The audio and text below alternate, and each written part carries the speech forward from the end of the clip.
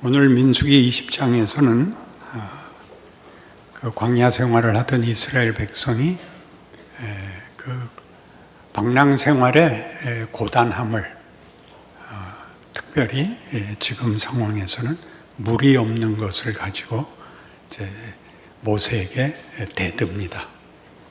차라리 애굽에 있었던 것이 낫지 않냐? 차라리 일찍 저주를 받아서 죽었었던 게 낫지 않냐? 이 고생은 뭐 때문에 우리가 해야 되냐?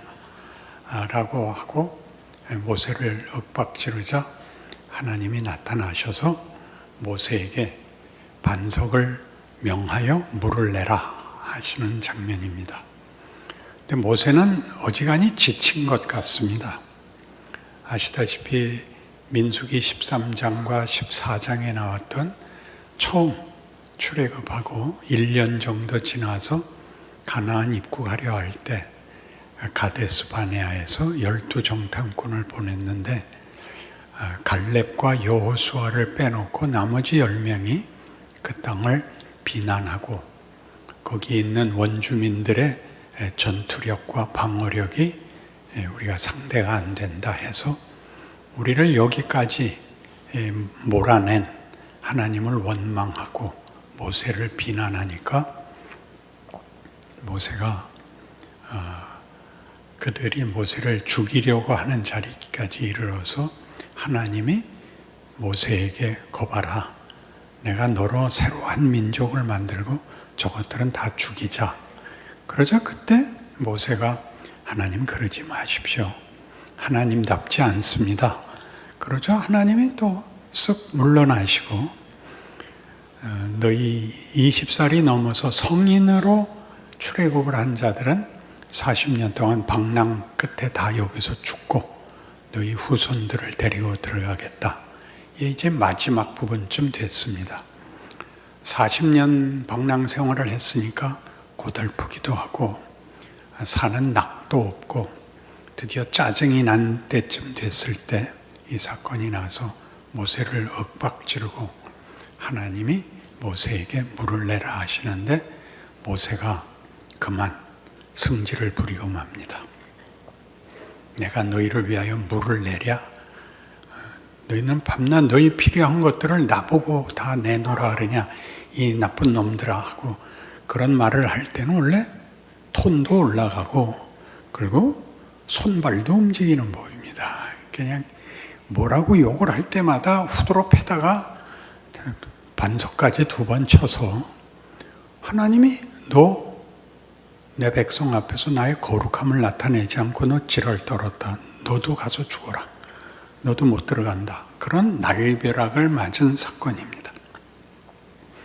이 사건에는 분명히 이스라엘 백성도 벌을 받고 모세도 벌을 받은 장면인데 벌을 받았다 그러면 우리로서는 그 판정이 그건 손해본 것, 잘못한 것, 벌을 받아 마땅한 것으로 되어 있는데 이스라엘 역사에서는 그게 좀 다르게 해석이 됩니다. 이 백성과 함께 40년 방랑 생활을 하고 같이 죽어버려야 되는, 말하자면 벌을 받은 모세가 말년에 하나님께 드린 기도가 시편 90편입니다. 여러분 한번 찾아보시기 바랍니다. 그 시편 90편은 이제 우리 성경 번역을 할 때 원문을 충실히 번역하기 위해서 이제 그 자구마다 그 단어를 너무 정확하게 고르는 바람에 시가 가지는 그 흐름, 그 풍자하는 맛을 잃고 말았습니다. 그 유진 피터슨이 쓴 그 현대인들을 위한 성경 이해를 도우려고 쓴 메시지라는 성경책을 꼭 권하는데요.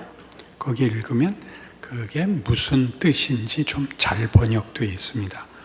여러분 성경 시편 90편을 따라오시고 저는 유진 피터슨의 90편을 읽을 테니까 어떻게 다른가 한번 보십시오. 하나님, 주님은 대대로 우리의 안식처이셨습니다. 오래전 산들이 생겨나기 전부터, 주께서 땅을 지으시기 전부터, 아주 오랜 옛적부터 주님의 나라가 임할 때까지 주님은 하나님이십니다. 우리를 흙으로 돌려보내지 마소서. 네 근원으로 돌아가라 말씀하지 마소서. 참으소서. 주께서는 세상의 모든 시간을 쥐고 계십니다.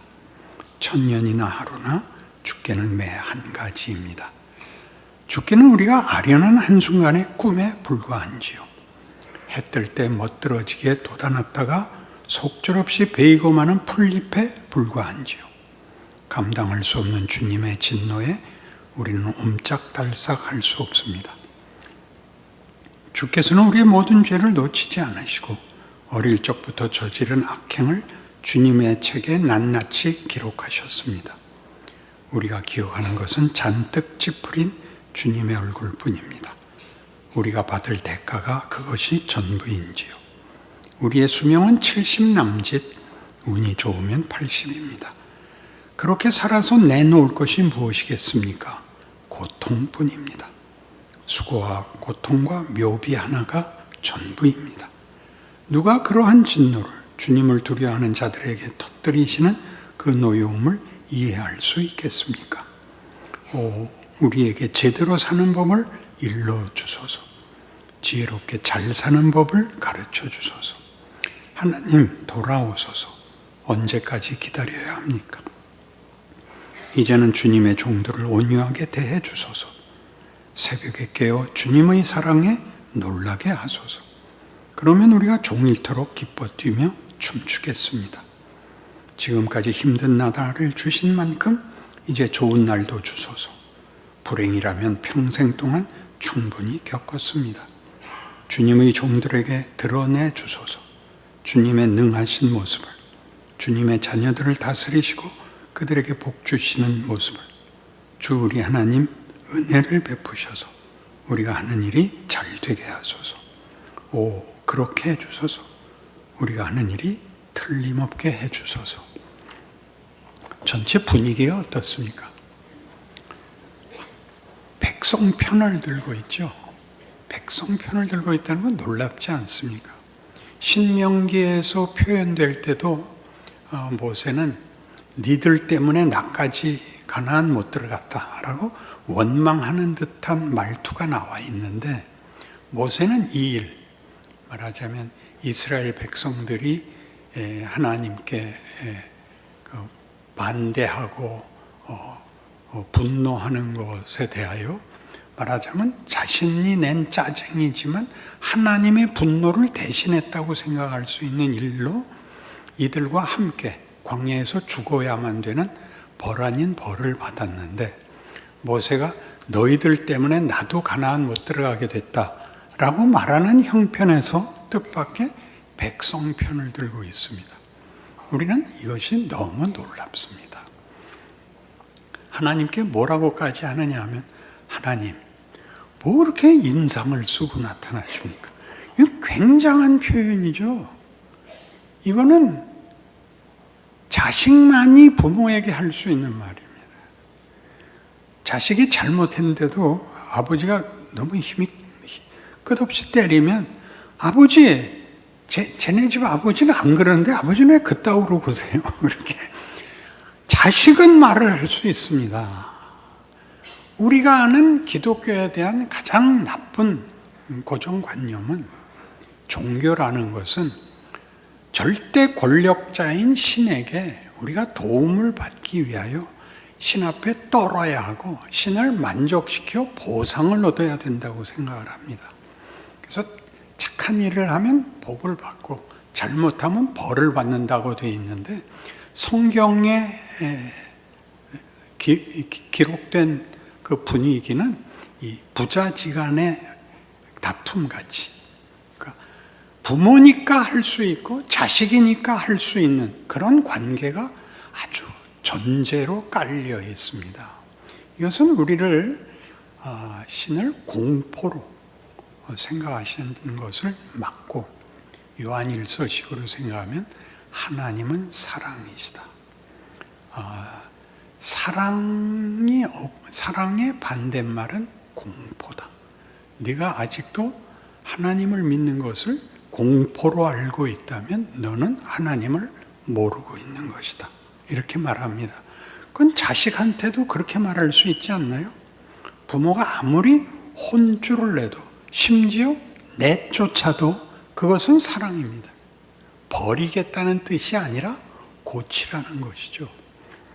그러니까 지금 이 장면에서 우리가 보는 것은 하나님이 모세 보고 너 백성들 앞에서 그따위로 내 백성들을 향하여 주는 내 답을 그렇게 폭력적으로 그렇게 분노에 차서 악에 받쳐서 그 짓거리 해서 되겠느냐라는 것은 무슨 말이냐 하면 네가 하는 백성 앞에서 내 거룩함을 나타내지 않았다는, 야, 내 자식들한테 왜 네가 지랄이야?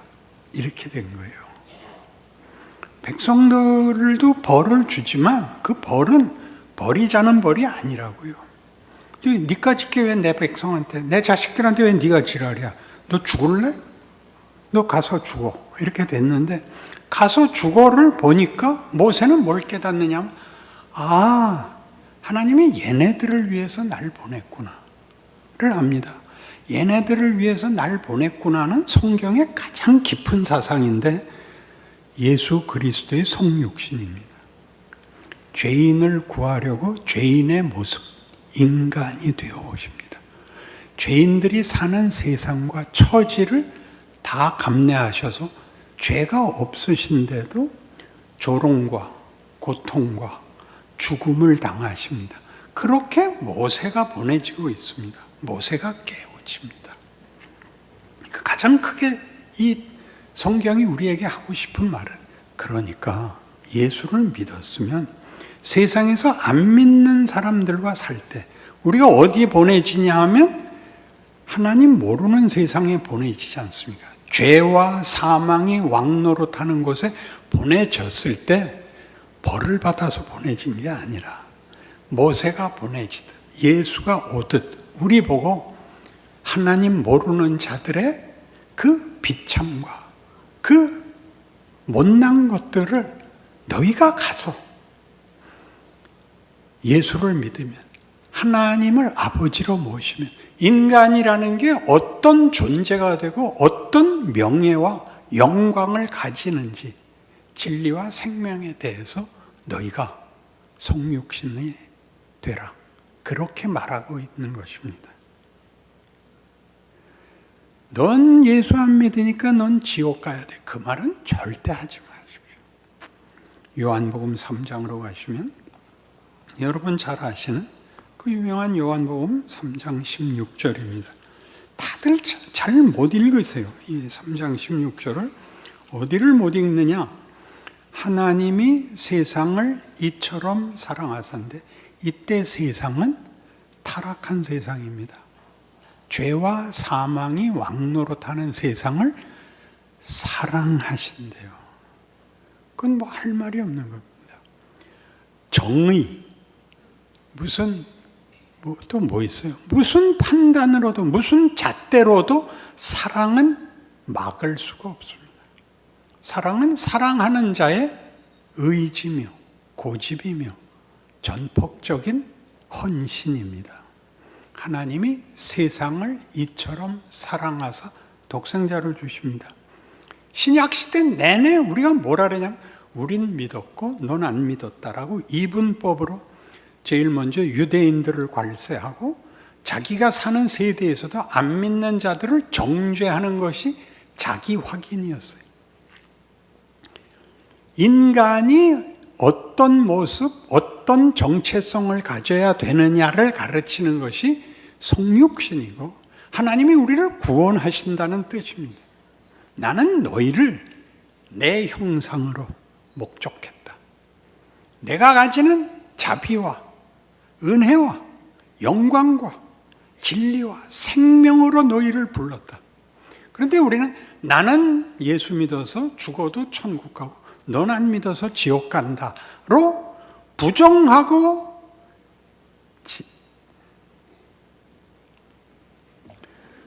의사 선생님이 3번 이상은 그러지 말라 그랬는데 정죄를 해요. 비난을 하고. 그렇게 자신을 확인하는 것은 기독교를 모르는 거예요. 가장 치사한 겁니다. 왜 우리가 예수를 믿는다는 것이 저 사람들이 볼 때 너희는 만나면 말만 많고 잘난 척만 하고 네가 도대체 내 친구로서 한 게 뭐 있냐? 밥이나 한 번 샀냐? 기도만 길게 하면서 그걸로 다 때웠지. 인간이 하나님의 창조의 원래 목적을 예수를 보내서 어떻게 회복시키는가에 진전된 모습을 보이지 못하고 있더란 말이죠. 고개만 끄덕이고 끝나면 안 됩니다. 그러니까 우리가 제일 먼저 하는 것 제가 권해드리죠. 성가가 끝나면 아멘 하시고. 뭐 때문에 심사위원 같은 얼굴을 하고 계시고 이유가 뭐예요? 뭘 요구하세요? 하나님 찬양을 했는데 음이 맞냐 화음이 되느냐는 다 상관없고 하나님 찬양에 내가 함께 저들이 우리를 대표해서 하는데 그거 하나 쳐다볼 눈 못 만듭니다. 그냥 설교도 시작하고 빨리 끝나세요. 그 얼굴만 하고 있지 아무런 기대도 감동도 제 잘못일 수도 있지만 나 혼자 책임지기 싫으니까 그러니까 웃음이 없어요. 웃음이란 넘어가겠다는 뜻입니다. 기다려주겠다는 뜻이고 맞다 틀리다로 갈라서지 않겠다는 겁니다. 그러니까 여러분의 현실에서 웃으셔야 됩니다. 그걸 누가복음에서는 율법사가 예수를 찾아와서 묻습니다. 선생님, 계명 중에 제일 큰 첫째 가는 계명이 뭡니까? 그러자 예수님이 답하시기를 율법의 첫째 되는 계명은 내 마음을 다하고 뜻을 다하고 정성을 다하여 내 주 하나님을 사랑하라 하셨으니 이것이 크고 첫째 되는 계명이요. 둘째는 그와 같으니 네 이웃을 내 몸과 같이 사랑하라 하신 이 두 가지 계명이 온 율법과 선지자의 강령입니다. 강령이니라 하십니다. 그래서 율법사가 묻기를 하나님을 사랑하라는 건 대상이 분명한데 이웃을 사랑하라는 범위는 어디까지입니까? 이렇게 됩니다. 그러자 탕자의 비유가 나오는 겁니다. 사마리아 비유가 나오는 겁니다. 이재철 집사님 우리 교회 오셔서 처음으로 공헌하셨습니다. 같이 늙어가는 주제에 그 입장을 잘 이해하셔서 선한 사마리아인 비유가 뭐냐면 잘 아시잖아요. 어떤 사람이 여리고로 내려가다가 강도를 만나서 있는 재산은 다 뺏기고 거반 죽게 되어 있는데 제사장이 지나가면서도 그냥 가고 레위인이 지나가면서도 그만 가고 우리 현실적으로 얘기하면 어떤 뜻이냐면 목사도 못 본 척하고 가고 장로도 못 본 척하고 가고 나는 그래도 뒤라도 한번 돌아보고 이렇게 꾸짖고 있는 겁니다. 당시의 서기관과 바리새인들을 꾸짖는 거죠. 사마리아인은 그때는 유대인들에겐 잡종입니다. 그건 자기 민족이 아닙니다. 근데 사마리아인이 살려줍니다. 묻죠. 이 강도 만난 자에게 누가 이웃이었겠느냐? 선행을 베푼 자입니다. 은혜를 베푼 사람이다. 그렇다. 가서 너도 그같이 하라. 그러니까 여러분이 지금 어디 보내져 있냐면 하나님을 외면하는 바람에 완전히 망한 인생을 사는 세상 속에 우리가 옴으로써 우리가 저들을 외면하고 분리해서 자신을 확인할 것이 아니라 그들 앞에 우리가 할 수 있는 걸 해야 돼요. 우리만이 선행을 할 수 있고 우리만이 용서를 할 수 있고 우리만이 그들을 친구로 삼을 수가 있는 겁니다. 우린 그거 안 합니다. 그러니까 우리는 희한하게도 자연 종교를 닮아서 자연 종교는 아까도 얘기했지 권력 최고의 권력자가 신이죠. 그 권력자에게 잘해서 보상을 받는, 그러니까 잘했다 잘못했다 밖에는 스스로의 신앙의 정도를 확인할 다른 척도가 없습니다. 그러나 기독교는 다릅니다. 얼마나 많이 닮아가느냐의 싸움이죠. 그래서 이 요한복음 3장은 마태복음 5장으로 넘어오셔서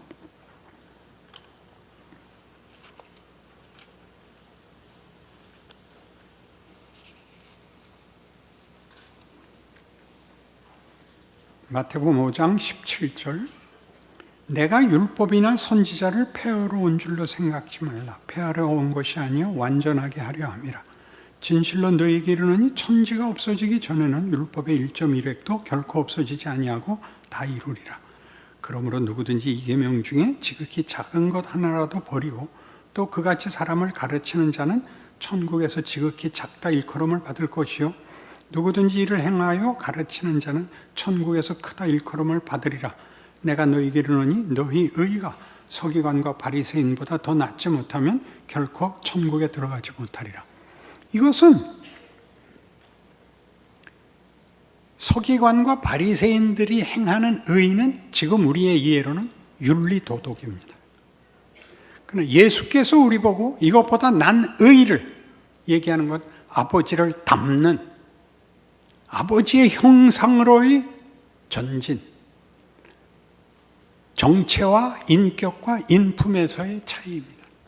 규칙을 지키는 것이 아니라 인간이 그 판단의 기준이 가치와 안목과 분별과 책임이 달라지는 것입니다.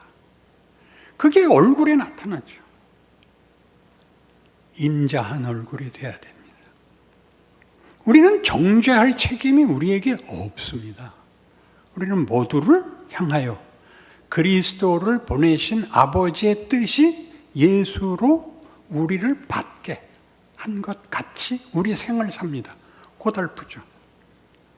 세상은 폭력이 전부인데 모든 방법론이 폭력입니다. 심지어 자살도 폭력입니다. 혼자 없어지는 것이 아니고 잘 먹고 잘 살아라, 그런 뜻입니다. 자살은 모든 현존하는 세상을 향해, 인간들을 향해, 그래 니들끼리 잘 살아라, 난 죽어서 더 이상 너희 꼴 못 보겠다, 그게 자살입니다. 그러니까 예수를 믿는 자들은 예수 믿는 자가 어디에 끼면 그가 언제나 소금이고 빛입니다. 참지 못하는 거 참고, 편들지 못하는 거 편들고, 기다릴 수 없는 것을 기다립니다. 여러분, 완벽하라는 게 아닙니다. 이 내용을 여러분 안에서 길러야 됩니다. 실력이 있어야 됩니다. 알면 할 수 있는 게 아닙니다. 미운 말 하고 싶을 때 참으셔야 됩니다. 사랑이 뭐였죠? 사랑은 천사의 말을 하는 것도 아니고 산을 옮기는 능력도 아니고 자기 몸을 불사르게 내어주는 정열도 아니고 오래 참는 거였습니다. 오래 참는 게 뭐라 그랬죠? Love is long suffering. 직역해서 사랑은 오랜 고통입니다. 고통스러운 현실을 살아야 되는 이유는 왜 하나님이 나에게 죄인 속에 나를 보냈는가? 주께서 오셔서 날 구하기 위하여 우리의 오해와 조롱과 우리의 몹쓸 짓을 감수하고 우리 손에 죽은 것을 기억하라 그러는 겁니다. 그게 기독교입니다. 우리가 살아있어야 할 이유는 하나님이 인류를 향하여, 창조세계 전체를 향하여 내가 너희의 실패를 회복하겠노라, 너희에게 내가 약속했던 명예를 내가 기어코 이루겠노라 라고 하는 것이 인류 역사입니다. 우리는 실컷 뭘 봅니까? 하나님 없으면 인간이 짐승만도 못하게 된다는 걸 보는 속에서 인간이란 어때야 되는가를 아는 자로 하나씩 나아져야 됩니다. 거기다 교회에 모이면 그걸 아는 자로 모였는데도 눈을 안 마주친다. 그런 굉장한 무례입니다. 도대체 눈을 마주치면 안 될 이유가 뭐가 있습니까? 붙잡을까 봐요.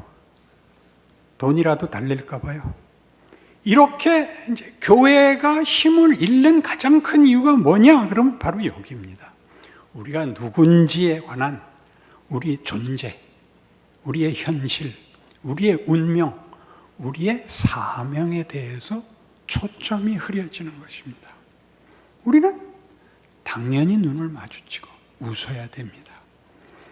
저는 예전에 유학 갔을 때 처음에 제일 오해했던 게 길 가는데 어떤 아름다운 아가씨가 오라 그러는 바람에 갈 뻔했죠. 친구가 잡아서 안 갔습니다. 아니 오래잖아. 인사법이죠. 인사법입니다. 웃으셔야 됩니다. 반가워하셔야 됩니다. 쉽지 않습니다. 우리는 무표정한 게 습관이 돼 있어서 고치기 어려운데 그걸 하면 여러분들이 한국 교회는 요즘 어려워 이런 말은 다 거짓말입니다. 그건 다 여러분 개인입니다. 요즘 성도들은 신앙이 별 볼 일 없어입니다. 여러분 자신을 포함해서. 그래서 교회에 함께 올 때마다 그런 기대를 갖고 오셔야 됩니다. 같은 책임을 진 자, 같은 영광을 아는 자로서 교회에 오는 것입니다. 누구를 봐도 반가운 것입니다. 주보만 봐도 반가운 것입니다. 우리 주보 첫 페이지에다가 웃는 얼굴로 바꿀까 봐요. 그래서 신앙이라는 것이 무엇을 하고 있는가? 하나님이 우리를 하나님이 없으면 뭐가 되는가를 보게 해서 반면교사를 삼을 뿐만 아니라 하나님이 누구시고 무엇을 하시고 어떻게 하시고 우리에게 어떤 복을 주시느냐가 인간이 인간다워지는 것입니다. 규칙이나 이해관계나 법적 기준 정도를 벗어나서 사람은 저래야 돼 라는 자리로 부름을 받고 있는 것입니다. 그것이 우리의 목표가 되지 않으면 우리는 그냥 우리의 기도와 우리의 신앙이 세상이 말하는 폭력에 불과해집니다. 폭력이 종교화되어서 좋은 이름을 가지고 있지만 전부 이기심과 승부에 몰입되고만 파탄난 영광이 되는 것이죠. 여러분, 이 하나님의 놀라우심은 그래서 어디까지 가느냐 하면 마태복음 5장 끝에 43절 또 네 이웃을 사랑하고 네 원수를 미워하라 하였다는 것을 너희가 들었으나 나는 너희에게 이르노니 너희 원수를 사랑하며 너희를 박해하는 자를 위하여 기도하라. 이같이 한즉 하늘에 계신 너희 아버지의 아들이 되리니 이는 하나님이 그 해를 악인과 선인에게 비추시며 비를 의로운 자와 불의한 자에게 내려주심이라. 너희가 너희를 사랑하는 자를 사랑하면 무슨 상이 있으리요? 세리도 이같이 아니하느냐? 또 너희가 너희 형제에게만 무난하면 남보다 더하는 것이 무엇이냐? 이방인들도 이같이 아니하느냐? 그러므로 하늘에 계신 너희 아버지의 온전하심과 같이 너희도 온전하라. 예수를 믿는다는 게 어떤 인간이 되는 것인가? 현실 속에서 어떤 삶의 태도를, 책임을 져야 하는가? 한꺼번에 되지 않습니다. 그러나 하나씩 하십시오. 미운 소리는 참으시고 좋은 소리는 일부러 하십시오. 속에 있는 대로 말하는 건 솔직한 게 아니라 보통 다 폭력입니다. 미운 소리는 다 참으시고 마음에 없는 소리를 하셔야 됩니다. 나는 네가 내 친구라서 좋아. 너는 뭐가 좋아? 너는 성격이 강직하잖아. 하세요. 예수님이 뭐라 그랬다고요? 아버지여 저들을 사하소서 저들이 자기가 하는 일을 알지 못하나이다. 거기까지 가지 못하면 예수 믿는다는 거 다 굴하죠. 여러분의 현실, 여러분 자신, 현실 속에서의 책임 생각해 보시는 오늘의 말씀이기 바랍니다.